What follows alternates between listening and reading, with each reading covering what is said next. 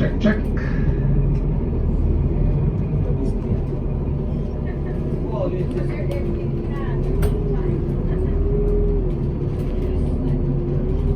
Hey folks, welcome on board and welcome to the shortest tour in history. It'll take us about 6 minutes to get downtown. And I will attempt to give you a little bit of the history of Victoria and how we all got started here. And start things off with me. My name is Peter and I'm going to be your tour guide for the next few minutes.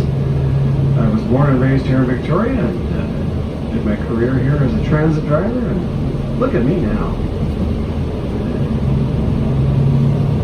Anyhow, you have arrived on the southern tip of Vancouver Island to the capital city of the province of British Columbia. The population here in Victoria is around 450,000 people, and the total population here on Vancouver Island is around 850,000 people. So we are the largest city on the island, and most of the population here on Vancouver Island lives on the southern half of the island. But there are towns and cities which dot this island from one end to the other and one side to the other. Vancouver Island is the largest island on the west coast of both North and South America. And it's quite a different climate from the south to the north. Here in Victoria, we are in what they call a northern Mediterranean climate. So that means that we have fairly warm and dry summers and cool and relatively dry winters. We don't get a lot of rain here. During the rainy season, it's usually around 24 inches a year, something like that. Down in Seattle, they get about 50 inches of rain, so just over double what we get. Over in Vancouver, about the same, depending on where you go. So the reason we don't get a lot of rain is because we are in what they call a rain shadow. We're surrounded by mountains, and storms tend to drop their rain and moisture on the mountains that surround us, but it leaves southern Vancouver Island quite dry. Now that's not the same for the rest of the island. More rainfall, cooler temperatures in the winter, and more snow in the winter as well. Here in Victoria, we don't very often get snow. We don't very often go below freezing. So it's quite surprising for a lot of people to think here you are in Canada and you're in a city where we have 85, 90 degree temperatures in the summertime sometimes, in July and August, and we don't very often get snow in the wintertime. So it's a little bit different than what you might have expected. The best 2 months are July and August for warm weather. We quite often have the sort of shoulder seasons that extend from usually middle of April. We'll start getting into the nice warm temperatures, and quite often we'll go right through to the middle of October.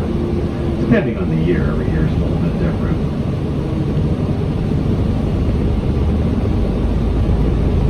As you head north on Vancouver Island, one of the wettest areas in all of North America, a place called Henderson Lake. 300 inches of rain fall every year in the rainforest up around Henderson Lake. It's really quite an extreme difference.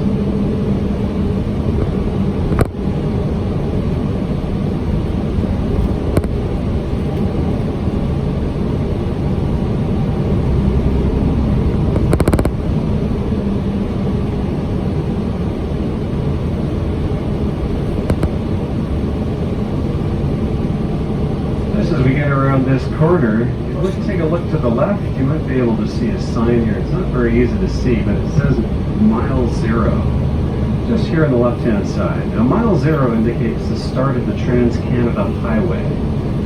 As we turn left onto Douglas Street, which is also Highway 1, or the Trans-Canada Highway, you go north out of Victoria and head up the island to a city called Nanaimo, where you would take a ferry about 50 miles away. Take the ferry over to the mainland and get back on the Trans-Canada Highway on the other side. You're looking at about a 5,000 mile or 8,000 kilometer journey to the other side of Canada, and the other Mile Zero sign in St. John's, Newfoundland. It's one of the longest national highway systems in the world. Just here on the right-hand side, also, of course, very difficult to see because it's dark and it's nighttime, but there's a park in behind all these trees called Beacon Hill Park. And it really is just a jewel right in the heart of the city. 165 acres of parkland that was given to the people of Victoria from our founder, Sir James Douglas, way back in around 1865. If you take a look on the right-hand side, folks, we have nature happening here. There's some deer and some little fawns just on the right. We have a rather large population here in the city of deer. Black-tailed deer, I think these ones are. And one of the big reasons for that is they don't really have any natural predators, so their population has grown substantially over the years. One of the natural predators that they do have is the cougar. And every once in a while we do get cougars that come right into the city. They've been in my neighborhood before, and I am of course referring to the four-legged variety of cougar, not the two. But it's very rare that you would ever see one. Of course, they'll see you before you ever see them. I've been here my whole life. I've never seen a cougar.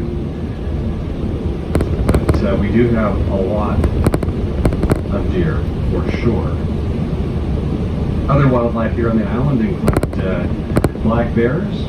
We have Roosevelt elk. And of course, assorted beavers and raccoons and all that kind of stuff as well.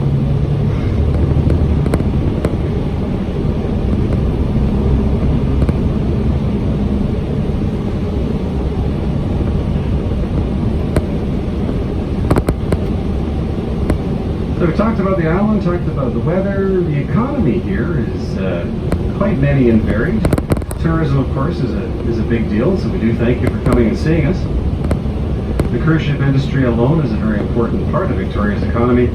This year is the busiest year we've ever had. Once again, every year seems to get busier than the last.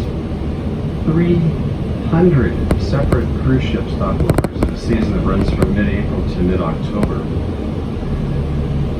But we are also a government town, as I mentioned. We are the capital city of the province of British Columbia, so there's thousands of government workers. As well, we are a Navy town. There are a number of Navy personnel here. We are home to Canada's Pacific Naval Fleet, which is located just to the west of the city centre in a municipality known as Esquimalt. And we're also a university town. There's the University of Victoria, about 25,000 students, along with Royal Roads University, as well as a couple of campuses of Camosun College. And then north on Vancouver Island, near Nanaimo, we have Vancouver Island University. So lots of students that come here as well. Now just getting into the Inner Harbour area. Building here on the left-hand side is the Royal British Columbia Museum.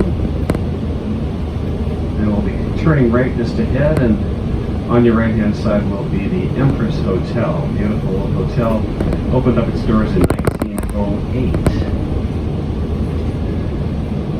As well, as I make this turn to the right, if you look over to the left, you'll see a building all lit up with thousands and thousands of light bulbs. That is the Parliament buildings. Once again, as mentioned, we are the capital city of the province of British Columbia, and that is our legislature. That is where the politicians go when they pretend to go to work.